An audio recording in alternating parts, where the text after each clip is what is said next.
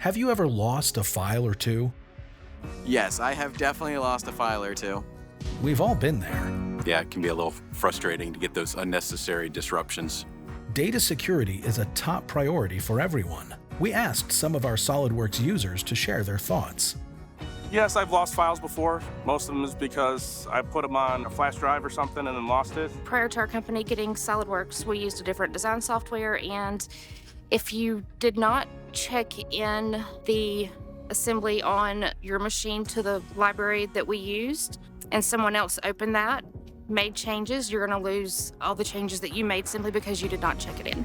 There was a time when people would save bolt as bolt or screw as screw, and you wind up, overriding that, and you want the small, say 10 millimeter, and you come in and you get that 20, and yeah, because everybody named it bolt or screw, so yes. I back up everything, so we haven't lost a file yet, but it's something I worry about. With your SolidWorks desktop connected to the 3D Experience platform, your data is safe and secure. Data security means sharing materials safely.